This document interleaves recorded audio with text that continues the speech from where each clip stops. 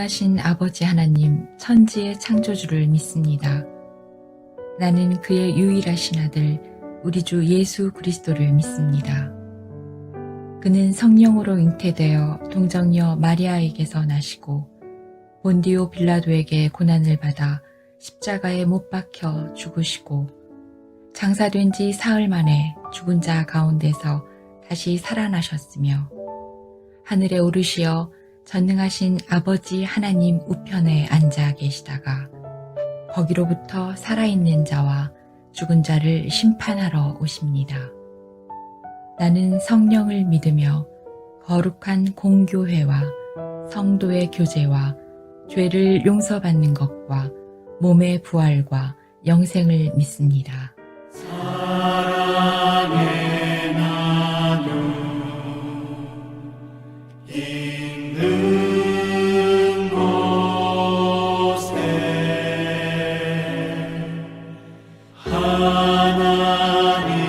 하나님께서 계시도다.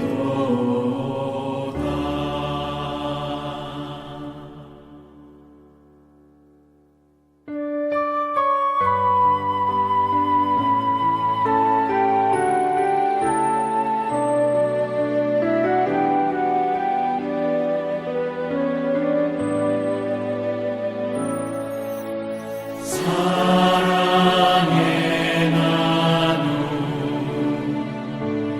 있는 곳에 하나님께서 계시도다.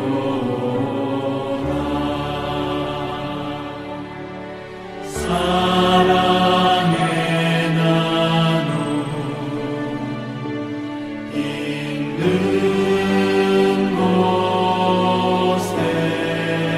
곳에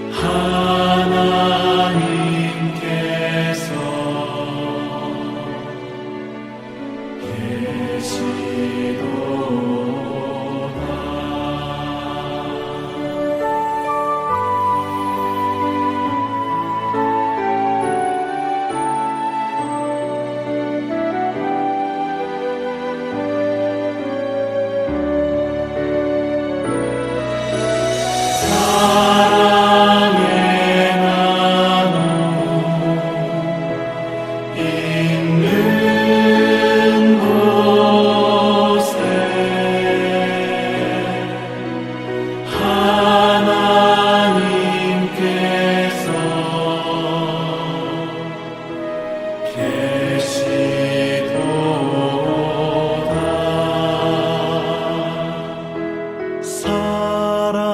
사랑의 나눔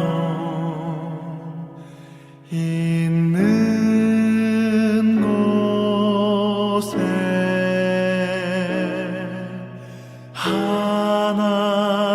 하나님께서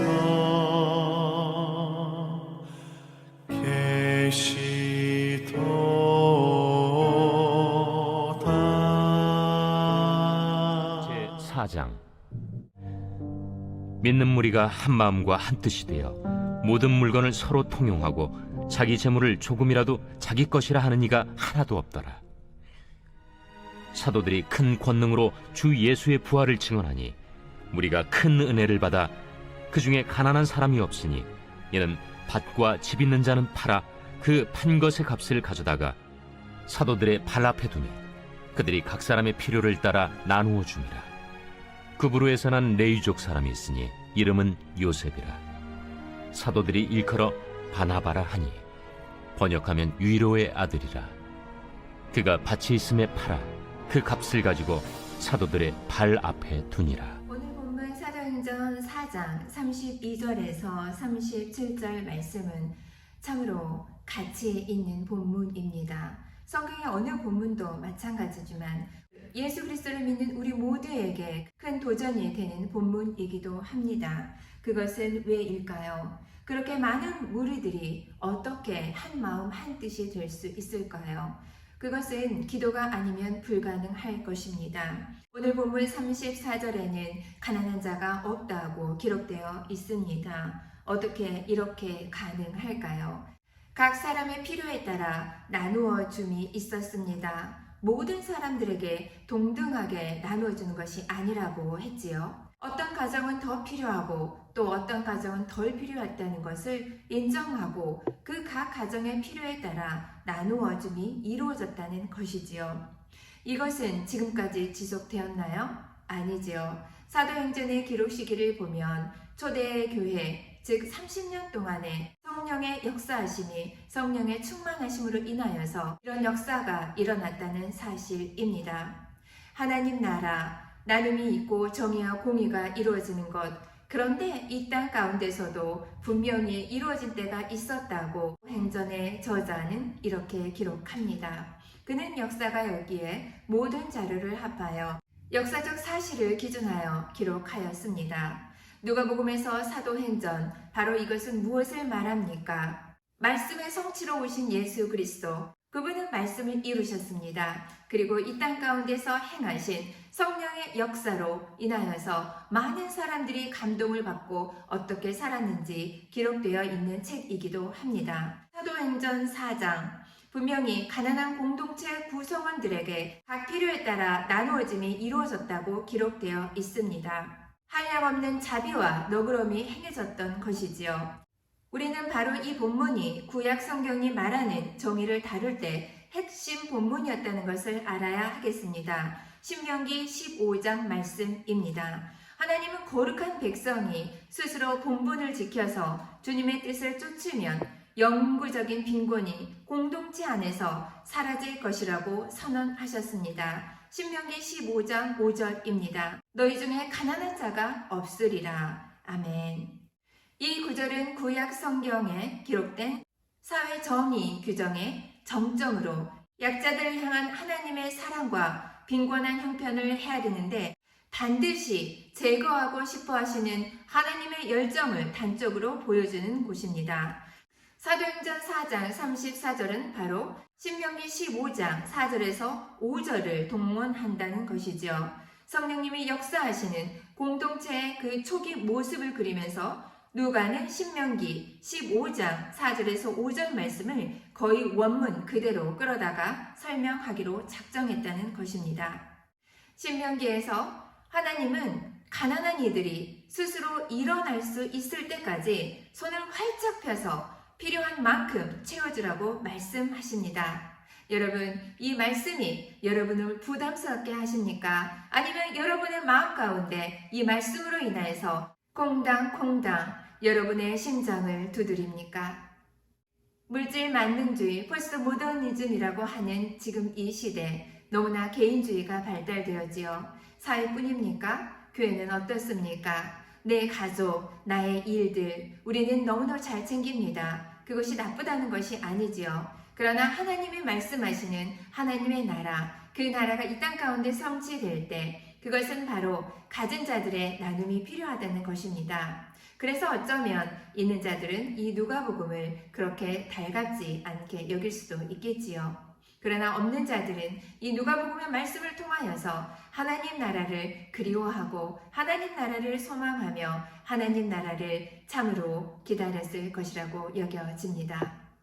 구약 시대에 특별한 신분을 가진 관리들, 제사장과 레위인이 있었지요. 이들은 가난한 이들을 도왔지요. 신약 시대에도 마찬가지였습니다. 그들을 우리는 집사라고 부르지요. 예루살렘 교회에서 매일매일 이 구제는 이루어졌습니다. 그래서 매일 디아코니아 사역이 이루어졌지요. 온전히 교회에 기대어 살아갈 수밖에 없는 가난한 미망인들이 음식을 그 필요를 채우기 위해서 교회를 찾았던 것입니다. 그리고 생필품들을 필요로 하였겠지요. 그들이 필요한 것들 매일매일 사역에서 있어야 했던 것입니다. 교회가 성장하여 장로들이 직접 관리할 수 없기에 이를 관리하기 위해서 전담, 새로운 그룹들이 이루어졌지요.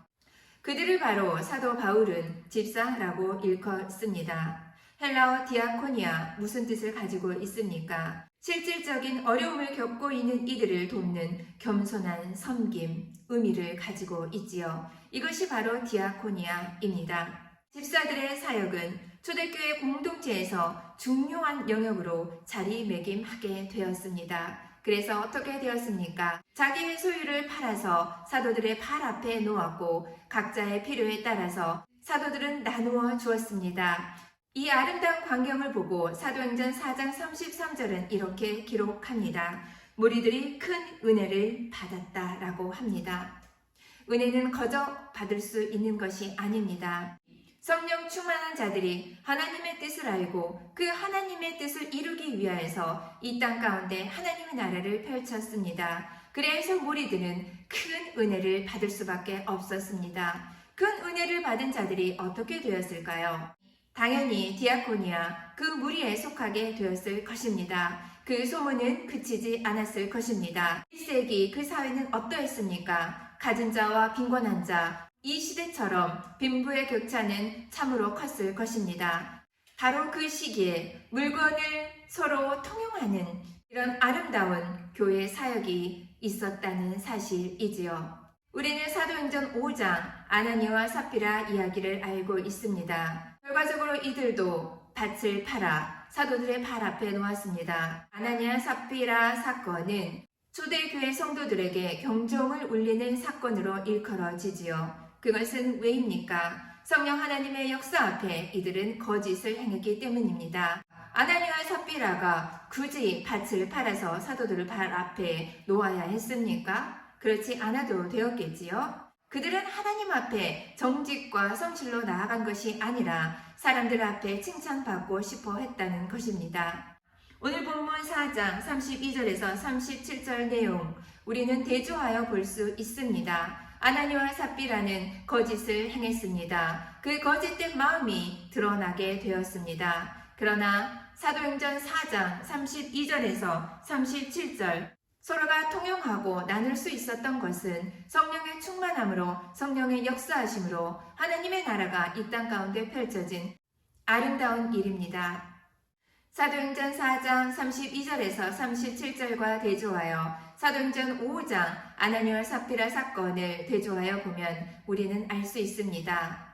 하나님의 일을 행하는데 사람 보기에 좋도록 흉내내기, 이것은 참으로 위험한 일이라는 것이지요. 하나님 앞에 나아가는 우리는 진정 정직해야 할 것입니다. 하나님은 우리가 죄 지은 것들을 다 용서하여 주십니다. 우리에게 마음에 짐진 것들이 있습니까? 이제 하나님 앞에 나아와 저와 여러분 모두 하나님 앞에 회개하며 진심으로 정직으로 나아가야 될 때입니다. 우리의 모습들이 큰 은혜를 끼치지 못하는 이유는 무엇일까요? 나를 위해서, 내 가정을 위해서 우리는 지금껏 열심히 살아왔습니다. 그러나 우리 주위의 모든 사람들에게, 큰 무리에게 우리가 큰 은혜를 끼치지 못하는 이유는 무엇입니까? 오늘 본문과 사도행전 5장에 등장하는 아나니아와 삽비라처럼 흉내내기에 급급한 우리의 신앙생활로 인함이 아닐까, 여러분과 제가 곰곰이 생각해보고 하나님 앞에 나아가기를 간절히 간청해 봅니다. 함께 기도합니다. 사랑과 은혜가 충만하신 하나님 아버지 감사합니다. 성령 하나님, 우리를 도와주셔야 우리가 한 마음 한 뜻으로 서로 통용하며 자기의 것이라 주장하지 않고 함께 나눌 수 있습니다. 하나님이 허락하신 큰 권능으로 인하여서 예수님의 부활의 증언자로서 살아갈 수 있도록 우리를 불쌍히 여겨 주시옵소서. 함께 나눔은 우리에게 큰 은혜가 되었다고 하였습니다. 사랑이 많으신 아버지, 우리가 신앙생활을 하면서 나와 내 가정만 챙기기에 급급한 자들이 아니라 가난한 자들의 필요를 따라 나누어 줄 수 있는 아름다운 마음, 귀한 마음, 하나님의 마음을 품고 살아갈 수 있도록 도와주시옵소서. 아나니아와 삽비라처럼 신앙생활에 있어 흉내내는 자가 되지 않도록 도와주시옵소서. 우리가 진실로 정직으로 주님을 따라 주님의 마음을 흡족하게 하는 사랑하는 하늘소망 교회 되게 하소서. 담임 목사님 여기까지 강건하게 해주시고 선포되는 말씀을 통하여서 성령 충만하게 해주시고 말씀을 통하여서 우리가 하나님의 마음에 흡족한 자가 되도록 흉내내는 신앙생활을 버리며 주님 앞에 정직하게 나아갈 수 있도록 우리를 불쌍히 여겨주시옵소서. 주님의 한량없는 은혜와 사랑과 긍휼을 구합니다. 사랑이 많으신 예수님 이름으로 감사히 기도합니다.